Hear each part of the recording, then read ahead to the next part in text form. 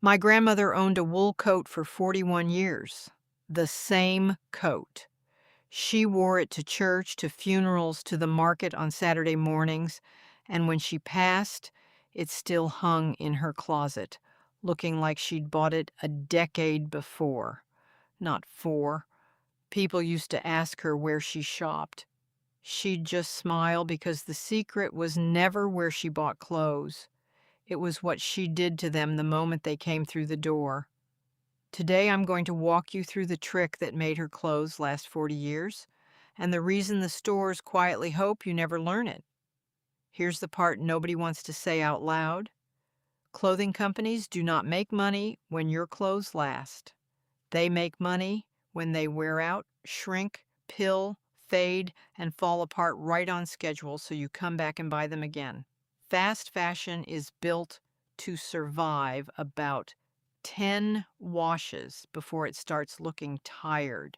My grandmother came up in a time when a single good garment had to last through 3 children and a decade of Sundays, so she learned to fight back quietly, with a few cents worth of household items and about 10 minutes of care. None of what I'm about to show you is complicated and none of it is expensive. But every piece of it goes directly against how the modern clothing business wants you to behave. Let me start with the one that made the biggest difference of all. The single most important thing my grandmother did was wash her clothes far less often than anyone told her to. This sounds almost too simple, but it is the heart of everything. The washing machine is the single most destructive thing that happens to a piece of clothing. Every cycle drags the fabric against itself, breaks down the fibers, pulls at the seams, and sends a little more of the garment down the drain as lint. That lint is your clothing, dissolving one wash at a time. She understood that most clothes are not actually dirty after one wear. They are wrinkled and they smell like a body, and both of those things can be fixed without water. A wool sweater, a pair of jeans, a jacket, a skirt worn over a blouse. None of those needed washing after a single afternoon. She'd hang them by an open window overnight, and the air did the work the machine would have done without eating the fabric alive. If that idea alone is the kind of old-fashioned wisdom you want more of, take a second right now to subscribe and tap the notification bell, because everything after this only gets better, and I don't want you to miss it. That brings me to how she washed the things that truly did need it, because the way you wash matters as much as how often. She washed almost everything in cold water. Hot water is sold to us as the clean choice, but hot water is what sets stains permanently, shrinks cotton, warps wool, and bleeds color out of everything it touches. Cold water lifts dirt just as well for ordinary wear, and it leaves the fibers tight and the color locked in. She turned every garment inside out before it ever went in the drum, so the agitation and the fading happened on the hidden side of the fabric instead of the side the world sees.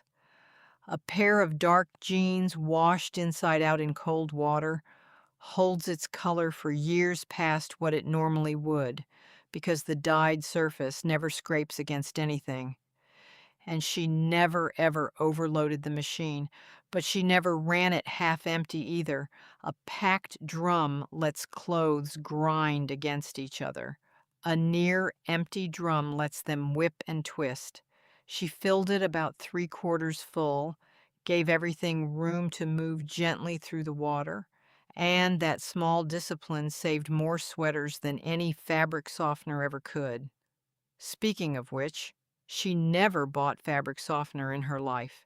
She poured a little plain white vinegar into the rinse instead.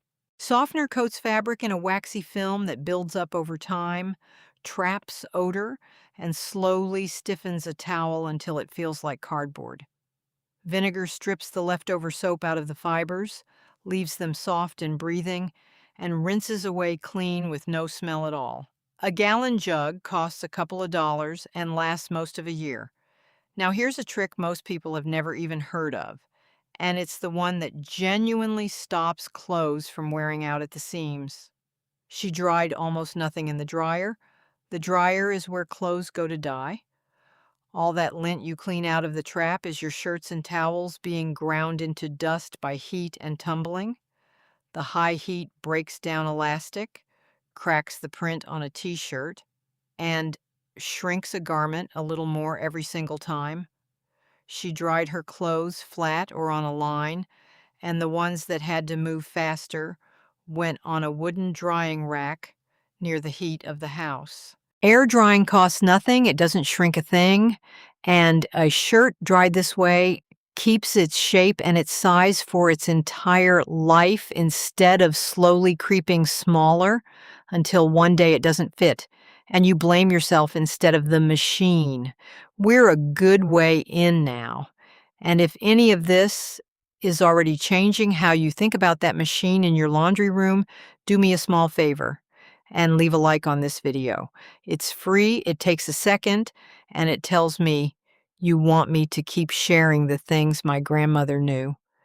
Here is where her real genius showed, though, because keeping clothes alive isn't only about washing. It's about catching the small failures before they become big ones. My grandmother repaired clothing the day it needed it, not the week it fell apart. A loose button is a warning, not a problem, and she treated it that way. The moment a button went wobbly, she tightened it because a button left alone pulls at its threads until the hole tears. And now you've got a real repair instead of a 2-minute one. She kept a small tin on the windowsill with needles, a few spools of thread in the colors she actually owned, a thimble, and a handful of spare buttons cut from garments too far gone to save.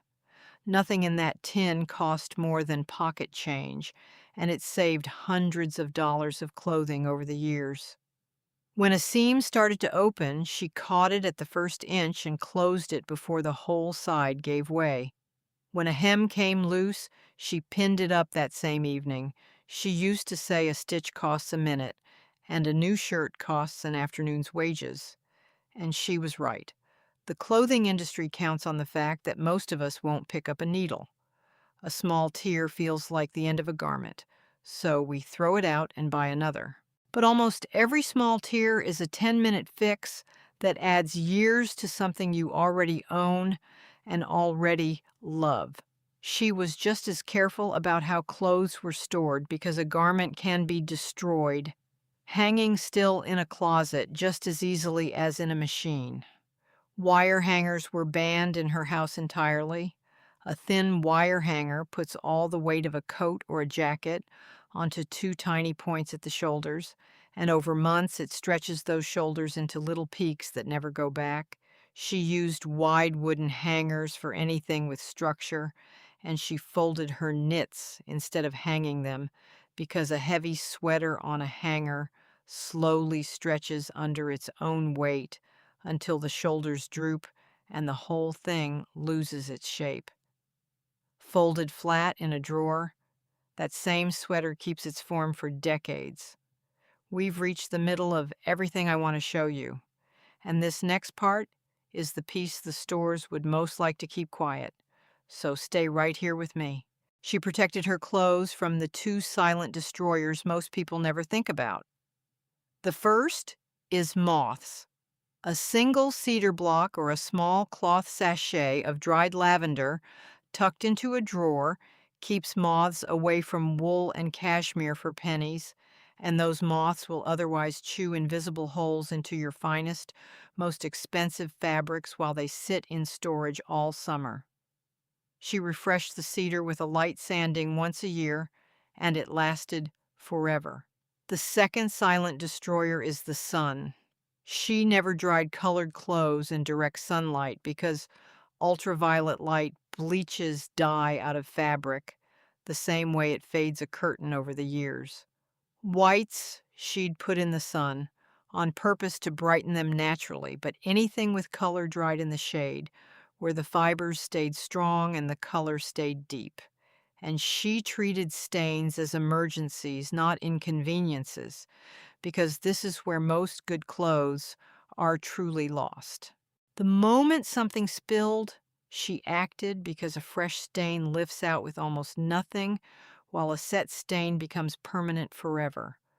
Cold water and a little patience took out most of it. For grease, she reached for plain dish soap, the same kind that cuts grease off a dinner plate, worked gently into the spot before it ever saw the wash. For a protein stain, she used cold water only, never hot, because hot water cooks a protein stain into the fibers and locks it there for good.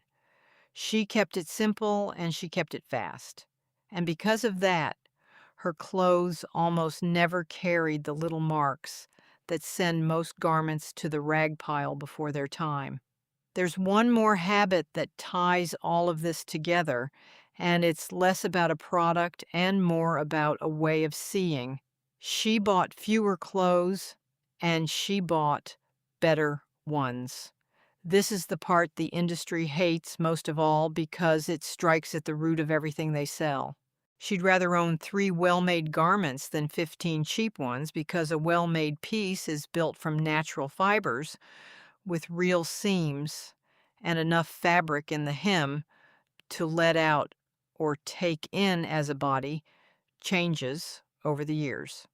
Before she bought anything, she'd turn it inside out right there in the store and look at the seams.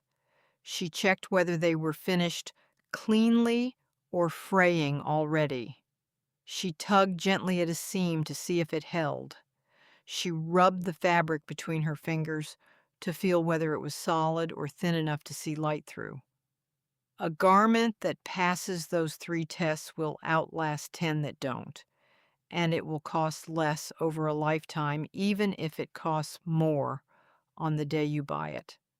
We're nearly at the end, and if this video has shown you even one thing you can use this week, please subscribe, tap that notification bell, and leave a like before you go so the next person the stores don't want reaching this actually gets to see it. Let me tie it all together the way she would have. Every single one of these habits shares one idea, and once you see it, you can't unsee it. The clothing business is not selling you clothes, it is selling you replacements. It profits from the wash cycle you didn't need, the dryer heat you didn't have to use, the button you didn't tighten, the stain you let set, the wire hanger stretching your shoulders while you sleep, and the cheap garment built to fail right after the return window closes.